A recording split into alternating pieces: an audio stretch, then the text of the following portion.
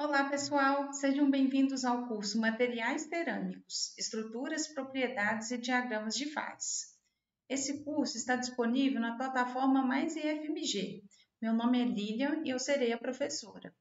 Hoje estamos na aula 3. Nesta aula, iremos conhecer as imperfeições das cerâmicas cristalinas. Então, primeiro, gente, a gente tem que saber que não existe nenhum sólido 100% perfeito, 100% organizado, sem nenhum átomozinho fora do lugar. Então, sempre vão existir defeitos nesses sólidos, né? No caso das cerâmicas, a gente tem que lembrar que elas são formadas por íons de cargas opostas, né? São os cátions e os ânions, no caso das cerâmicas iônicas. E aí, esses íons eles vão ter uma movimentação muito difícil por causa por causa da presença, né, de outros íons com cargas semelhantes. Então, como a gente tem esses outros íons na estrutura, acaba tendo repulsões entre íons de cargas iguais, o que dificulta a movimentação.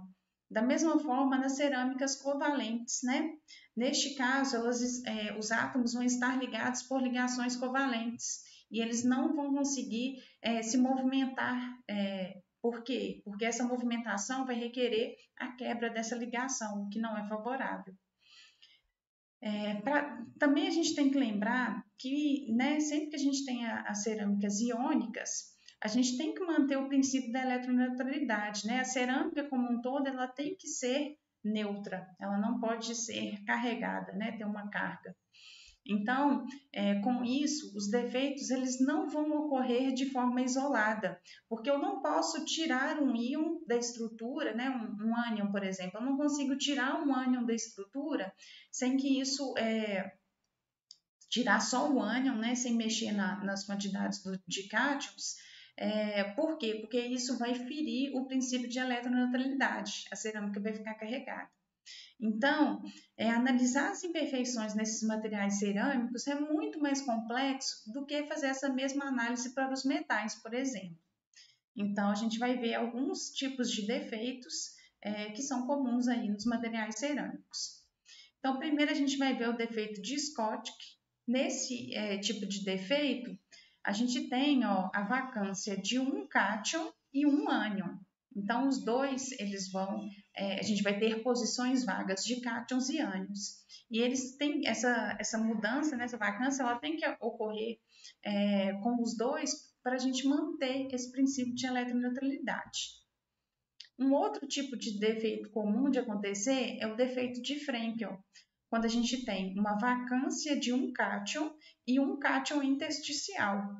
Então, esse cátion aqui, ele não deveria estar nessa posição, mas como ele vai para essa posição, né, para a gente manter esse princípio de eletroneutralidade, tem que ter uma vacância, que corresponderia à sua posição original. Então, é como se ele saísse da posição original dele e fosse para algum interstício no meio da estrutura.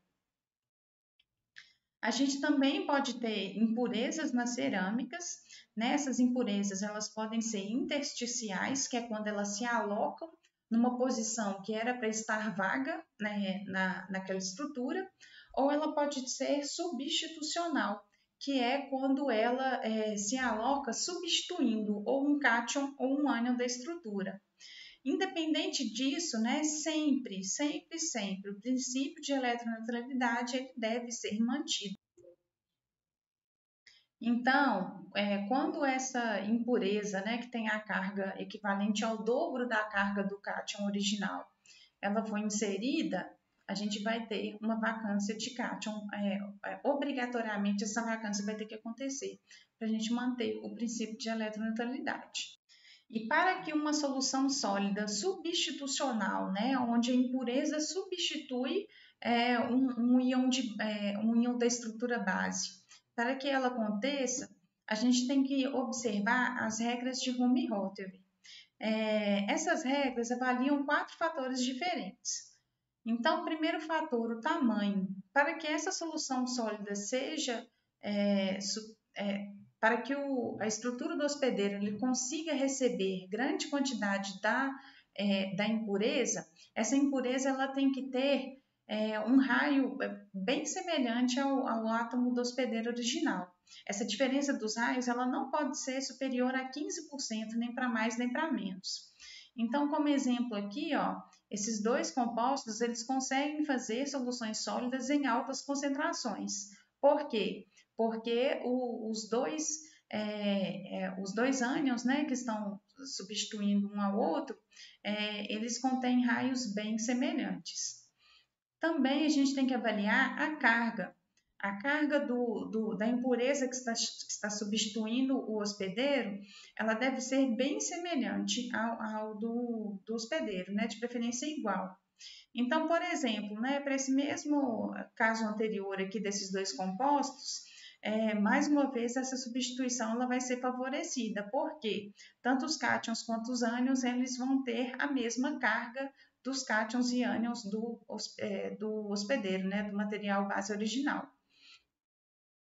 A gente também tem que olhar a afinidade química, porque quando o substituinte, né, aquela impureza que está chegando, ela consegue formar novas fases, novos compostos com os hospedeiros, essa solução sólida não é tão favorecida. Por quê? Porque chega numa certa concentração em que eles vão reagirem, né, entre si e vão dar origem a essa nova fase. Então, se você aumenta demais a concentração, essa nova fase é produzida. Um exemplo é o caso do alumínio. O cátion alumínio ele não vai ser favorecido, né, em grandes concentrações no MgO. Por quê? No óxido de magnésio, MgO. Por quê? Porque os dois eles vão tender a formar uma nova fase que vai ser a dessa cerâmica aqui abaixo. Então, o último fator que a gente tem que avaliar é sobre a estrutura da cerâmica, né? A estrutura da célula unitária que a gente já estudou. Então, as estruturas elas devem ser iguais para que a gente não tenha nenhum tipo de deformação na rede quando essa impureza ela entra lá na rede. Então, por exemplo, aqui o óxido de magnésio e o óxido de níquel, eles vão possuir a mesma estrutura. E aí, portanto, né, os cátions e os ânions eles vão estar acostumados com a mesma quantidade de íons de cargas opostas, né, ao redor. Então, isso favorece a substituição. Por quê? Porque quando eles se inserirem na estrutura do hospedeiro, eles vão manter aquela mesma organização. E agora a gente vai falar um pouquinho sobre o processo de difusão nas cerâmicas. Ele é bem mais complexo do que aquele que ocorre nos metais. Por quê? Porque a gente está fazendo a difusão de íons, né, em uma estrutura iônica. Então, se a gente tem a movimentação desses íons, eles vão se encontrar, né, com outros íons de mesma carga, o que causa uma repulsão muito grande. Então, é muito mais complicado da gente ter essa difusão dos íons nas cerâmicas iônicas. Mas, em geral, quando elas ocorrem, costumam ser pelo mecanismo de lacunas, né? Onde a gente vai ter a movimentação dos íons pelas lacunas, como mostrado aqui nesse esqueminha.